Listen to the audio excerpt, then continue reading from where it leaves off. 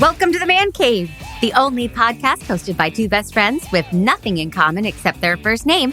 I'm Mandy Kaplan. And I'm Mandy Fabian, and every week we test the limits of our friendship by arguing over movies, books, and all the good stuff again. And we drink lots of coffee! Grab a couch, let's get to it! Wait a minute, cut this shit. Yeah, I got an espresso machine. Well, it was given to me. I was going to buy an espresso machine because I envy those around me. And someone reached out and said, I have an extra one. Do you want it? Turns out I did. Yeah. Do you know what it's like having Starbucks right in your kitchen? Like right there? Yes, you know I have an espresso machine. You used it last time you were here. I know that, but I didn't understand. I didn't understand that you could have coffee like 4 or 5 times a day. Like every time your little brain goes, ooh, wouldn't it be nice to have some coffee right now? It's just right there. Like I've had way too much coffee. I can't stop myself. I'm like, but it's right there. I can hear it in your voice. Yeah. You sound like I sped you up just a tiny bit in post. So if those listening are thinking, what's up with Pete? Why did he speed Fabian up? No, that's her natural tempo today. I got to go to a halfway house, which I call England, where they only serve tea, because I got to kick this coffee thing, you know? No, I don't know. I'm a big coffee person, as you know. I know, and you do it in moderation. I do. Mm-hmm. But you know what I don't do in moderation? The Golden Bachelor. Oh, it's down to 2 ladies. I heard about this. And he won't stop crying. Our darling Gary just won't stop crying. How could he possibly choose? This is a woman he's going to spend the rest of his life with in a perfectly natural, organic setting where he's fallen in love with 2 women in a perfectly normal way that people do. It's hard. He has to choose Leslie because Teresa is a lovely lady, but there's such a sad desperation in her big bug eyes. So wait a minute. I thought Teresa went home. She didn't? No, it's down to Leslie and Teresa. And which one's Leslie? Is she with the long, dancer. dark hair? Mm-hmm. Oh, That's it's got to be her. They have good chemistry, and she has toned down since her first, like, look at me, I'm a dancer. Like, that's gone. And she's just a real woman with a wonderful family and a lot of heartbreak in her past. So I want this to work out for her. And, but the Women Tell All was hilarious because they kept, as they do on reunion shows, they kept interrupting each other. But on this show, they did it to be nice. And they would be like, no, I'm going to cut you off. You are a spectacular person and you're stunning inside and out. And you need to know that. They are all in love with each other. It was the loveliest thing. I think I told you that off mic. And now I said it. No, you didn't. Oh, I didn't? Okay. No. Now That's I said great. it for all to hear. It's really inspiring. And they all say, one of the women said it, Gary said it, that now the world sees us. One of the women said, once you raise your kids, you're done. Society finds you invisible. You just don't matter anymore. And now we matter again. We've shown the world we need adventure and love and attention. And it was really, that is what was behind this. I'm sure ABC wanted to give them all visibility and get ratings. But the ratings are through the roof. So screw you, world, who wanted to dismiss people in their 60s. I don't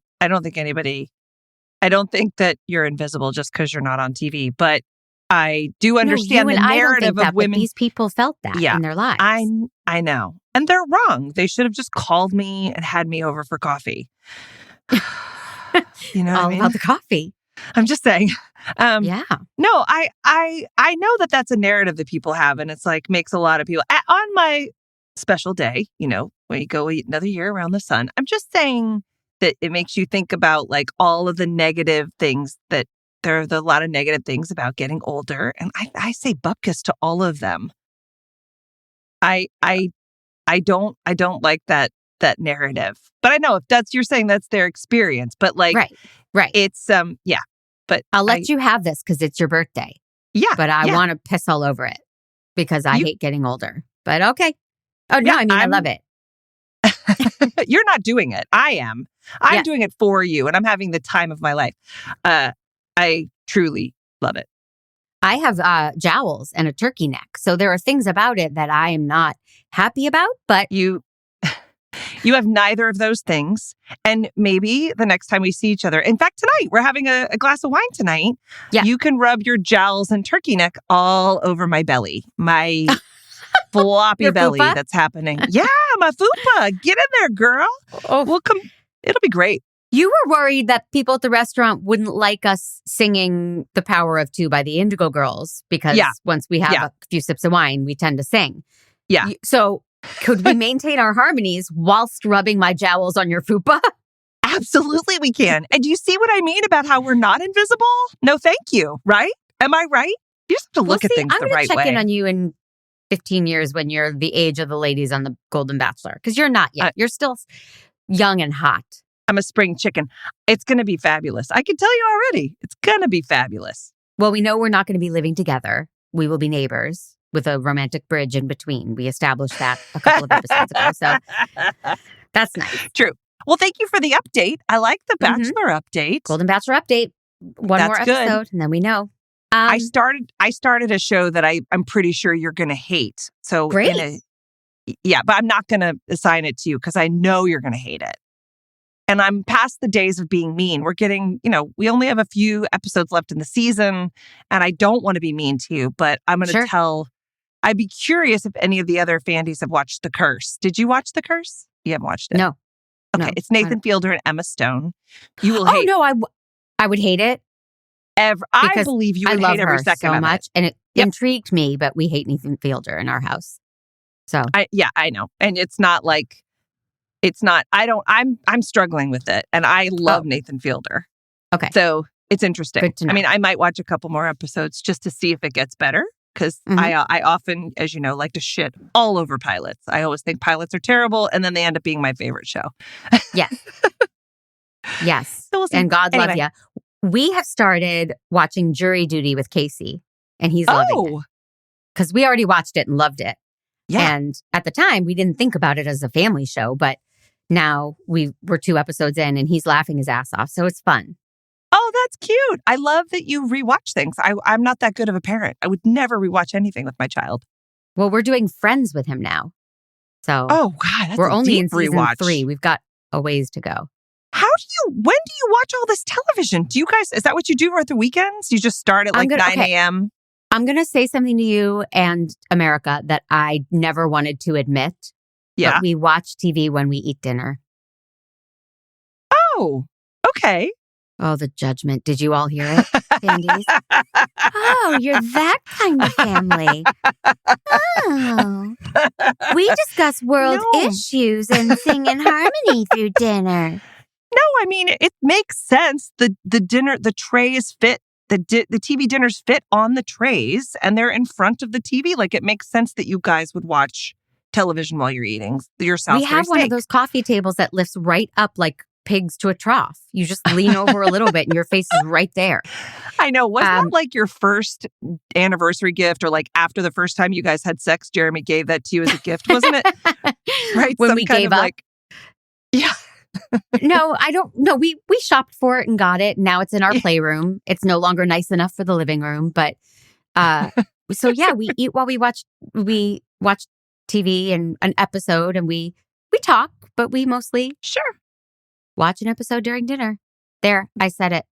I don't have any judgment about that. Oh God, so gross! If you could all see her pious little face. Oh my God. We watched Quiz Lady on Hulu. Pete, play that funky trailer, please. Yes? Hi, I have some bad news. We lost your mom. What? Sorry, that was terrible phrasing. I meant we don't know where she is. I think your sister's here. Annie, it's finally happened. Oh my God, it's okay. It's okay. I'm here. We're orphans. Oh my God, you're Orphan Annie. She's not dead. She ran away. That bitch.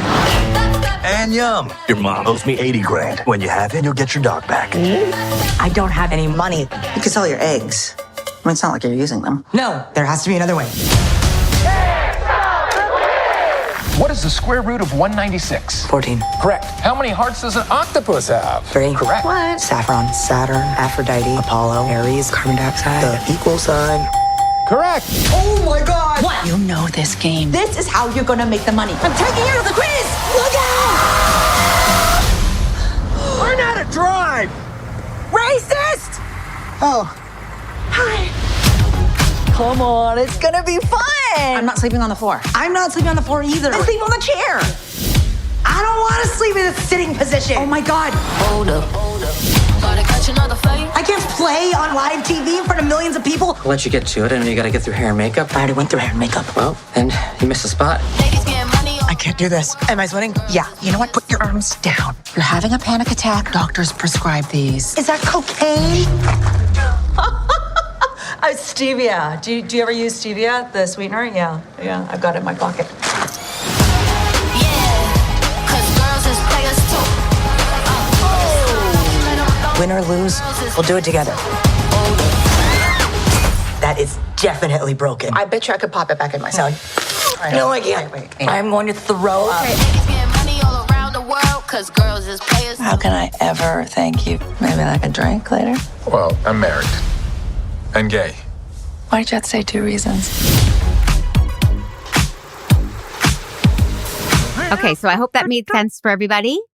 This movie was directed by Jessica Yu and written by Jen D'Angelo, whose career I want. And I think she's 14 and a half and has written for amazing stuff. So jealousy aside, what did you think of Quiz Lady? I got to tell you, I was a little skeptical, but I loved it. I totally thought, I started it thinking, oh, I'll probably stop it halfway through because, I'll get through it somehow. I don't know. It was late at night, to be honest. And I was like, this last night on your No, my night vendor alone in the house? Yeah. Okay. No, I didn't. I watched it a couple nights ago and I just thought, I wasn't sure if I was going to like it. I don't know why. I just was like, sometimes comedies, they've been hit or miss, actually, in the past. Lately, though, the comedies have been pretty on point. I'm a sucker. Maybe I'm not as critical as I used to be, but I loved it. I was so unsure about Sandra Oh at first because I have never seen her be this broadly comedic. And I thought she was unbelievable. I thought she was a revelation. And they released the Kraken, right? I mean, you can't put that back in a bottle. She was absolutely hilarious, comedically perfect, so over the top, yet moments of very grounded heartbreak and pathos. Yes. I loved her. And I just thought, I wrote, what a joy for an actress who has done primarily drama and looked worried on screen for 30 years. Now she got to be this broad comedic character. It transformed my admiration for her. I mean, I admired her, but to go from Killing Eve to Quiz Lady and to do it flawlessly, I was stunned. And there are things like, I thought that she was a little bit older for the part. Like she was a little too old for the part. And I thought that Awkwafina is so wild and quirky in her own way that her playing like a shut-in, like it was very clear they were both like, ooh, I've never gotten to do that before. I want to try my hand at that. And so in that way, I say that as a compliment. I think she was fighting the fact that she was a little miscast in a way. Like, you know what I'm saying? But she killed it. And I totally bought it. They justified it in the script. When Awkwafina is like 6, Jenny, that played by Sandra Oh, is 18 and already, like living her life. So there was supposed to be an age difference between 10 years. them. It wasn't like they were supposed to be 3 years apart, Yeah. No, they're supposed to be 10 years apart. Only 10? Yeah, I think that's what it was. Oh, okay. But either way, I wasn't saying it as a downer. I was saying like, wow, the performance she's so undeniable in this. It's like, whenever a person you don't expect, like if Patrick plays a blue collar guy, you're like, oh, I didn't know he had that color, right? This is Mandy's way of saying, my husband's so classy and erudite that no one would see him as blue collar. No, I'm saying he plays the rich scumbags. He always plays the doctor or lawyer with a secret. He's always a Kennedy. He's right. No, I know. Yeah. Or in the case of Friends, a nurse. That's true. But it didn't seem so girly in Iraq. That's his line in Friends, in case you didn't know that. Wow. Did you have a fan club meeting last night and you guys went over some of his better moments? Well, first of all, I could quote every line from Friends. So that's true. Patrick just happened to be in one. Yeah. Well, let's talk casting for a moment, because Awkwafina and Sandra Oh don't look alike. They have wildly different energies in this movie. But I did buy them as sisters. And the casting of young Awkwafina was crazy. Oh, yeah. Everybody tuned into the movie just to see that there is a 6-year-old or 8-year-old or whatever, however old she was, out there in the world who looks exactly like Awkwafina. Yep. Right? It was amazing. Yeah. Jared was like, look it up. Does Awkwafina have a daughter that age? Could it be her daughter? But no, it's not her daughter. It's just really good casting. So agreed. Yeah. Yeah. And then what I liked so much about this movie is that it's a very predictable plot. It's not reinventing anything. It just took some of the humor to the next level. Oh, yeah. And Sandra Oh's character is introduced when Awkwafina is at the nursing home where their mother is. And the nursing home is saying, we can't find your mom. She's wandered off or she's run away. And Awkwafina's stressed. And in the background, blurry, you see a just zany woman running through the parking lot. And that's Sandra Oh. And she's tiny in the background. And then she gets hit by a car and thrown and then gets up and keeps running. And it was so unexpected. And it takes comedy to the next level, you know? Yeah. Yep. And that's how I roll. I liked it. Yeah. They made really great jokes. One of the so the premise is that Awkwafina loves this quiz show like Jeopardy, and they need money. It was a flimsy plot point, right? They kidnapped her dog because they owe money that the mom owed. But yeah, very silly. The passion for the dog was, I thought, an interesting choice. Like just a dumb stakes thing. The stakes could have been better set out. But so Sandra Oh secretly films her sister Annie answering all the questions on the quiz and then posts it online. And one of the comments was, hating the quiz lady is racist, but liking her is even more racist. And it was just like, yeah, that's our world. Our world sucks. Oh, yeah. Oh, my God. I loved that through line of all of the like Sandra Oh saying that things were racist, but then not sure if they were. And then when she was being racist, like that was something that her character kept doing throughout the movie. And it was so clean. You know, it was done with this real curiosity and observational kind of humor. Yeah. And it was great. Yeah. And I wonder, and this is, I don't know if we could ever find this out, but the writer Jen D'Angelo is Caucasian. And I wonder if she wrote this for these actresses, or it was just two sisters, ages 35 and 45, you know, and then when they got Awkwafina and Sandra Oh and had to put in all the race stuff, because there's a lot of race in this movie. Yeah. And she's white, the writer? Jen D'Angelo is, Caucasian. Wow. So I don't know. I remember once being told when my writing partner and I developed a show set in London, and I was told, you can't create a show set in London because you guys aren't British. Like there are rules in Hollywood these days. You can't write characters in other ethnicities. It's verboten. So yes. And I'm just curious how that came to be. If you write a character, like you like, I can't write like a black story, like, you know, like a black neighborhood. And like, you know, people would be like, why are you the person? But I can have a black character in my story. Right. But if I do that, then I have to, it's interesting. Like you have to make sure it's authentic, right? Like that was part of the process for the screenplay reading that we did. We, you know, we had a black character and then he asked him like, does this feel authentic? Like this is written by a white woman. So would you feel, what about this script? What did we miss that's authentic to your experience in this scenario? Right. So they probably did that. And maybe the actress even pitched some things, or I don't know. maybe the director did. Is the director Asian? Jessica Yu is I'm assuming Chinese, but I don't know. She's Asian. Yeah. Yeah. That's what I figured. So maybe there was some part of that made it feel, because it was it felt very organic and authentic to these specific women. Right. Yeah. But it would just be interesting if there were two other actresses in mind that weren't Asian. Did all the jokes change, or did some of the references change, or it would have had to, right? Or I mean, it might be possible that, like, her best friend is Korean, or or something like that. That all her friends are Korean, that she knows that world so well that she could have written something that was very specific about somebody that she knew and written their story. I would be really curious to know that, actually. Because I do think that is a different thing. I think if you have a firsthand, it's a true story and you have the best take on it and you know the world so well that then you can write something like that very safely.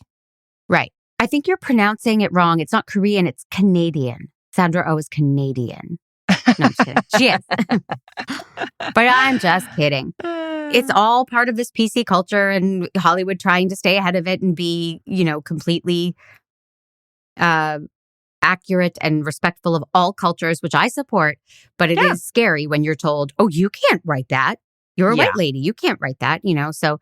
And then they also say you can't make a movie with, straight male leads. And then those are still in rampant abundance. So it's right. It's interesting. Yeah. Yeah. So Awkwafina's character is Annie, and she is living in a townhouse next to her landlady, played by Holland Taylor. Oh, God, I love National Holland treasure Taylor. Holland Taylor, who's also a little edgy and sassy in ways that you just don't expect. But I love Holland Taylor, and I remember her on Bosom Buddies. I don't know if you were familiar with Bosom Buddies. Excuse me. Okay. I was a religious fanatic. There's a lot of TV from back then that you missed, so I didn't know about Bosom Buddies. Nope. How old was Holland Taylor when she did Bosom Buddies? Have we talked about this on the podcast?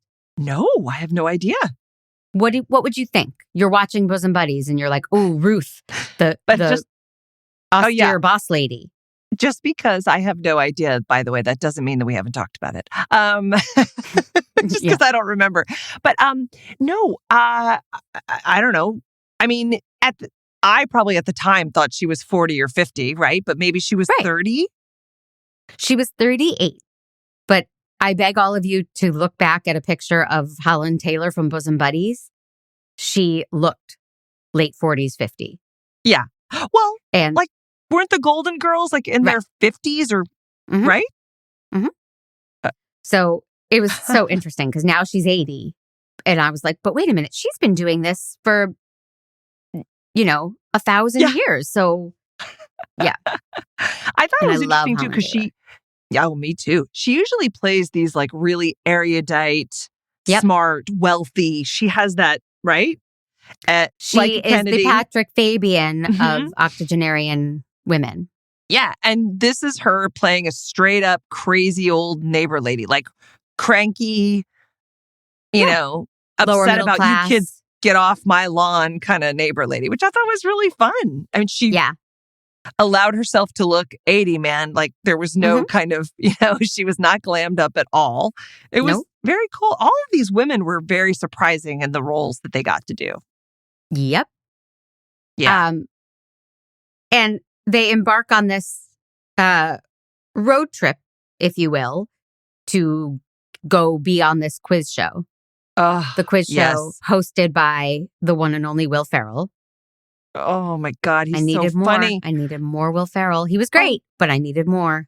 He was so great. He was like the game show version of Ted Lasso, right? He was doing that. I'm the kindest man alive. I never say an unkind word to anyone, even keeled, has just gentle, just a gentle little lamb with his different bow ties for every show. Yeah. That was such a great device.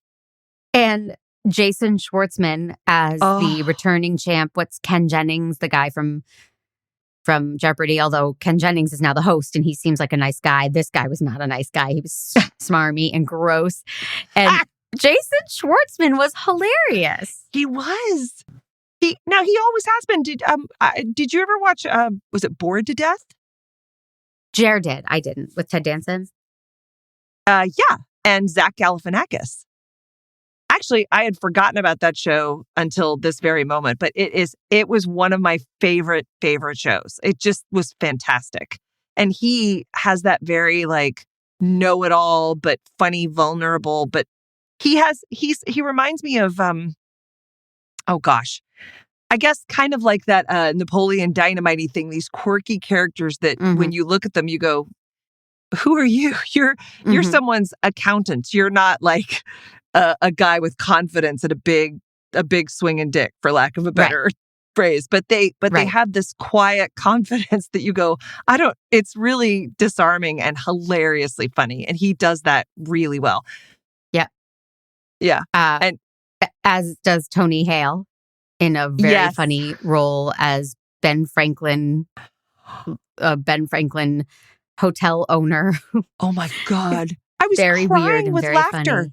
And that was so I really liked the tone of the comedy because it ranged from these super broad set pieces like her getting hit by a car, right?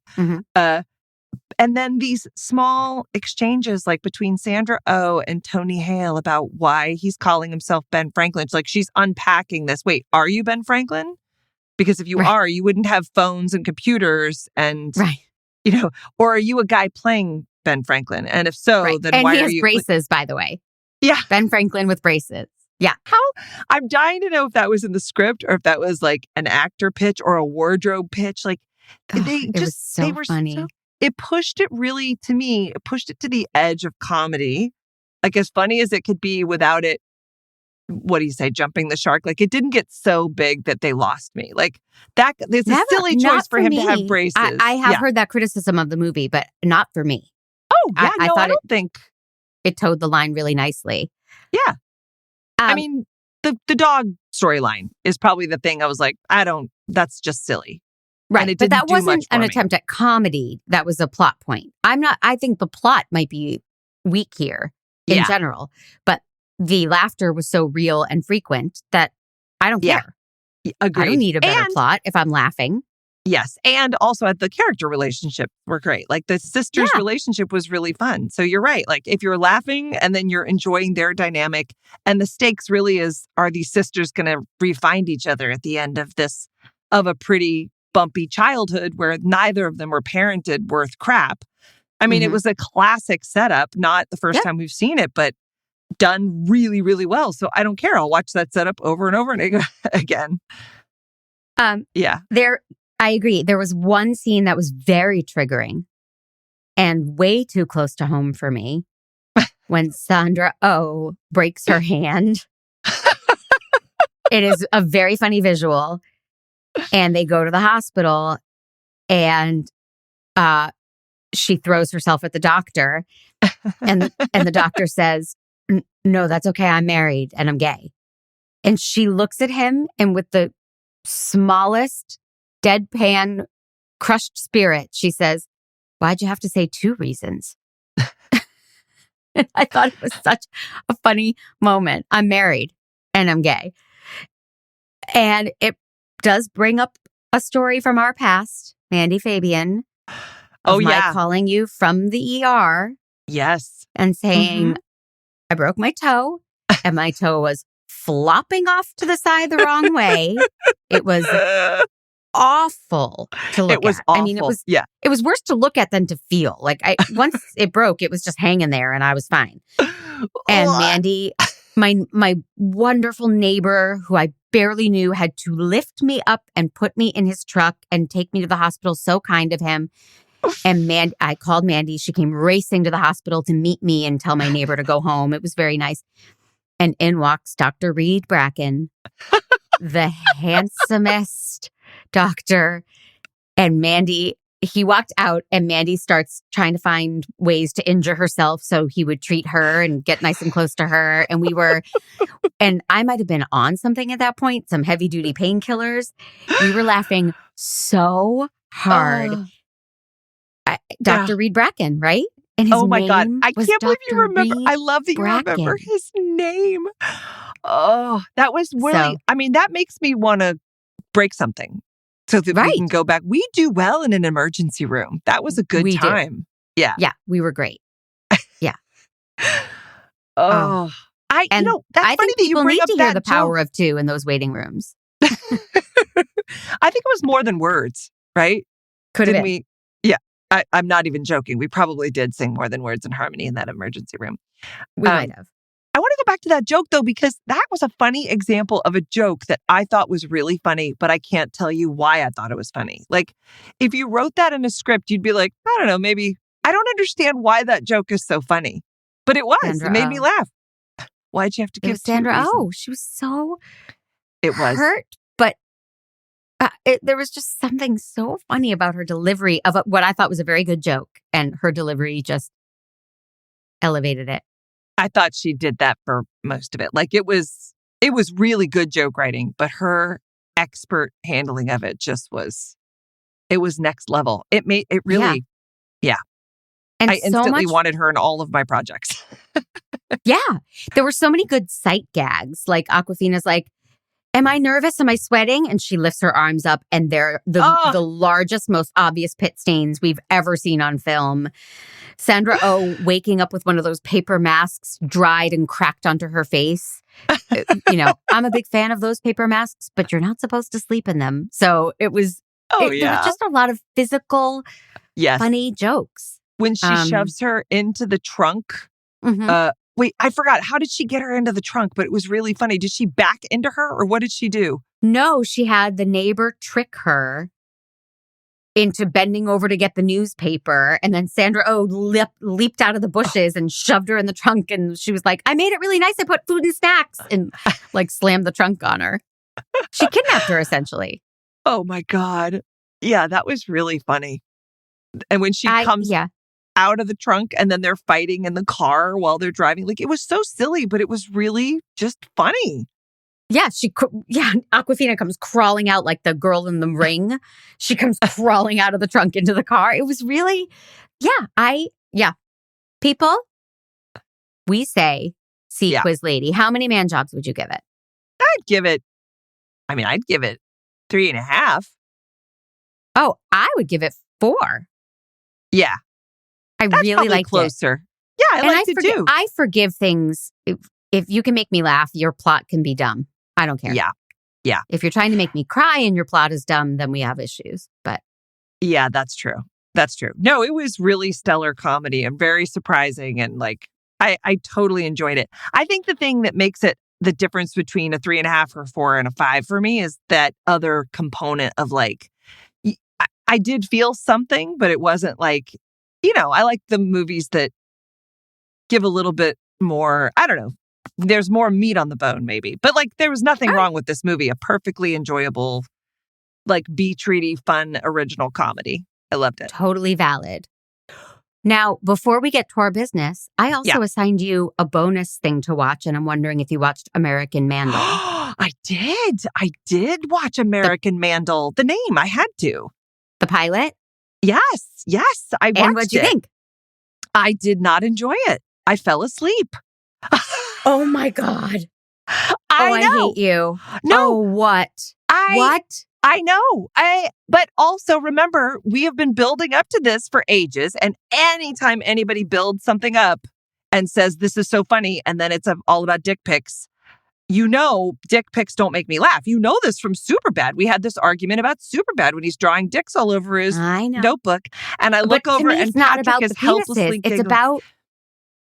I'm sorry, I cut you off. I shouldn't have. Well, no. But I have to tell you, I loved the whole premise. I loved the high school AV club doing this fake mock documentary. I thought that style was really funny and fresh and interesting. And I thought that was really cool. And I loved the lead actor who we saw also in theater camp. I can't remember his name right now. Jimmy Tatro. Yeah, he's great. He's just really grounded and funny. So there were a lot of things I really enjoyed about it. It was late. I did fall asleep, just mostly because it was kind of the same. It was sort of the same note. Like once I got it, then I was like, it just didn't keep me. But also maybe I was just tired that night. I might go back and try another one. But there wasn't like stakes and things. I think that's why I like movies. If the stakes are low, but it's making me laugh, I can stick with it for 2 hours. But if it's a whole series, the stakes are low and it's making me laugh, I'm like, yeah, but I can laugh other places. I love that it makes me actually curious. Did he do this crime or not? And I kept going back and forth the way you do on a true crime documentary where you're like, he's innocent, Scott Peterson. Or no, I think he must have done it. He's the only one who could have done it. And oh, that's interesting. You didn't feel that? Well, no, because it was so silly. It felt like like it was obviously so fictional. Do you know what I mean? It felt like it was more comedy than an actual crime or mystery to solve. Do you know what I mean? I dig the actual aspect of did he or didn't he? And he says, well, now I can't go to college and I'm going to lose my girlfriend. And so there are some stakes. He wants to be found innocent. Oh, that's interesting. Okay. Well, you know what?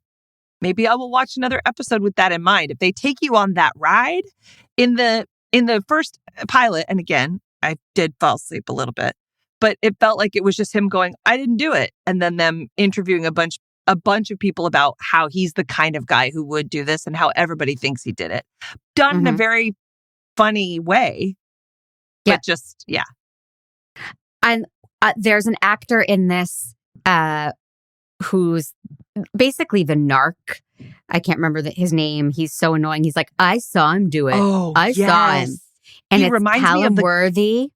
Yeah. Who we loved on that TV show. Oh my gosh, with Rachel Bloom. What's the TV show? Crazy Ex-Girlfriend? No, about the TV show. The TV show about the TV show. Oh, yes. Rebooted. Yes, that's Reboot. right. Yes. And he was amazing in that miniseries, The Act, with Patricia Arquette and Joey King. He was so creepy and real. And he's a really talented young actor. And I had already seen him in this, but I didn't put those pieces together because he's really funny and goofy on this one. Isn't that fun? God, I love it when people can do both like that. It's good. Just stunning. Yeah. Yeah, I thought he was really great too. He kind of reminded me of the guy from The Patient. Yes. Right? Yes. They had similar. I was like, is that the same guy? But it wasn't. Donald Gleason. Yeah, it's not the same guy. But yes, there's a vibe there. Okay. Yeah. Well, if anybody wants to talk about American Vandal.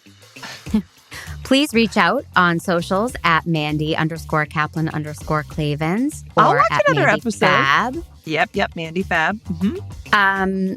And before we play our game, we should tell you that The Mandcave is a production of True Story FM, engineering by Pete Wright, music by Ian Post. And if you're listening on Apple Podcasts, please hit the 5 stars and leave us a review. Write a review and reach out and connect with us. We love to hear from you. And it helps us grow. You can also come and find us on the Discord. There's a mancave.com/Discord. Join us in our chat rooms. You see behind the scenes pictures. Most of the behind the scenes stuff, though, is for Mandys. So for $5 a month, a mere $5, less than a price of a pair of shoes, it's less than shoes, right? I don't know. Yeah, it's definitely less what than you're shoes. wearing. Yeah, it depends on what you're wearing. But you can become a Fandy. Go to mancave.com/Fandy. That's how we keep the lights on here, which I guess we could podcast in the dark technically, but you know what I'm saying. It's very helpful and we love it. And you get bonus content, birthday messages and special little audio and video things. I'm going to try to convince Mandy to post her recent Taylor Swift lap dance that nearly made me leave my husband for her. And we haven't even discussed the sexual tension, but that's okay. So, yeah.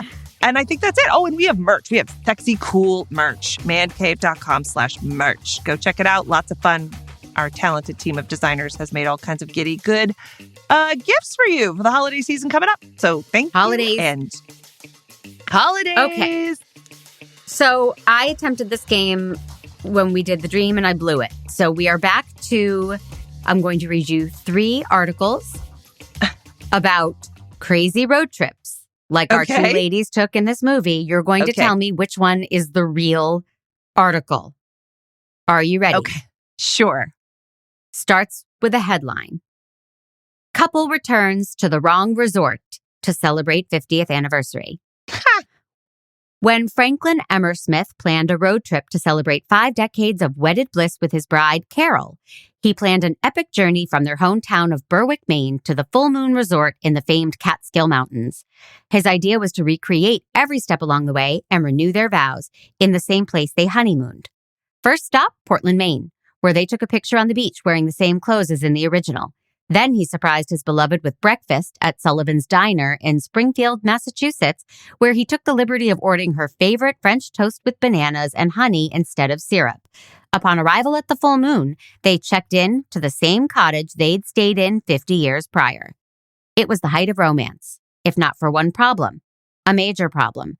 As Carol told Candy Fine of the Catskills Times, "I've never been to the Catskills before. Frank was here with his first wife, Lenore."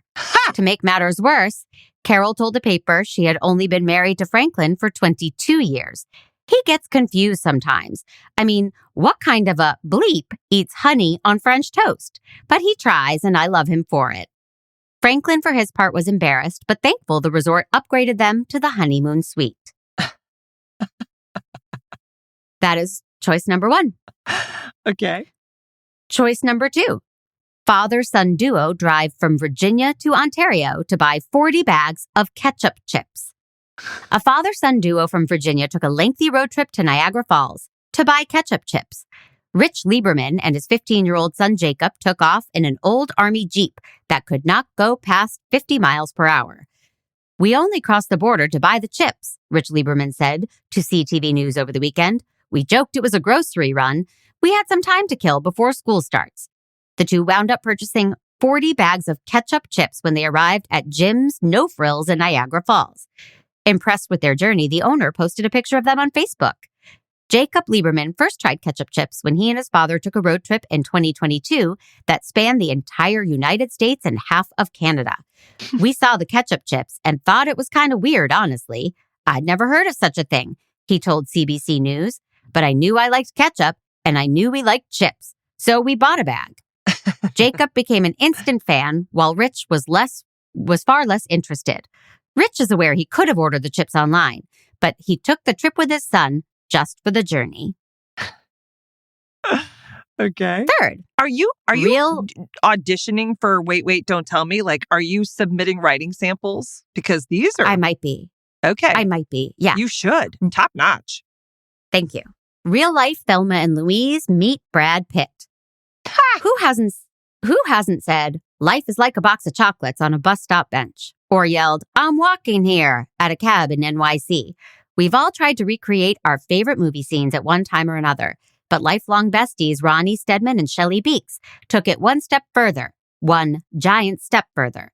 After seeing Thelma and Louise on the big screen a dozen times, then wearing out their VHS copies, Shelley and Ronnie decided to recreate the infamous cinematic road trip their on-screen heroines took. After renting a Ford Thunderbird convertible, they left their hometown of Manhattan, Kansas, and blazed their way through the Ozarks. Although no crimes were committed, they did shout at truckers like their on-screen counterparts. At one point, Shelley wanted to get a water gun and steal a pack of gum, but I thought that was going too far, says Ronnie. A couple 100 miles in, however, their car broke down, and a kind passerby took them to a diner in Oklahoma City where they met none other than JD himself. That's Brad Pitt for you non-super fans. He was in town filming scenes for Moneyball and graciously signed their napkins and picked up their tab. "It was like a dream come true," says Ronnie of the encounter. "Our next trip, we are going to take a cruise and hope to meet Leonardo DiCaprio." Which one is real? Oh my goodness. Thelma and Louise, the couple going to the wrong resort, or the ketchup chips? I feel like the couple going to the wrong resort is the real one. That sounds great. Well, I have the person on the line who has the real story. No, I don't. That's what they say on Wait, Don't Tell Me. Sorry. That would have been good. Was I no, close? Okay. you are not close. Do you want to try another one? Ketchup chips? Ketchup chips was real. There you go. I loved that headline. Yeah. They drove from Virginia to Ontario to buy 40 bags of ketchup chips. That is so funny. Ew. Oh my God. That's great. Well, I think the real victory here is that I didn't blow it this time. So you didn't blow it. Did you blow it? So thank you last for time? playing. I don't even remember you blowing it. Yes, because I used the example from the podcast and you were like, yeah, I blew it. Thanks for making me tell that again. I appreciate it. Oh. Let's talk about other mistakes. Oh, wait, we could do that in the next one. Okay. Well, I have something I'm going to assign you. Yay! And I'm very, very excited about this because I think this, well, I don't want to tip my hand, but I'm excited about this. But you may have already seen this because it's an older film. So if you have, I have a updated choice. But have you ever seen The D Train? No. Oh, yes! Yes! I don't know what it is. Okay. Well, I'm not going to tell you a thing, but you are going to watch The D Train and we're going to talk about it. All right. Okay. I'm excited. Until then. Oh, you shouldn't maybe let Casey watch it. I don't think it's a movie for Casey. I'm hoping D stands for... Okay. Anyway. Dominoes. Yeah. All right, great. Well, I'll see you later. Will see you next week. We'll podcast next week, but I will see you later to celebrate the momentous occasion of my birth. Yes. Yeah. All right. Love you. Love you.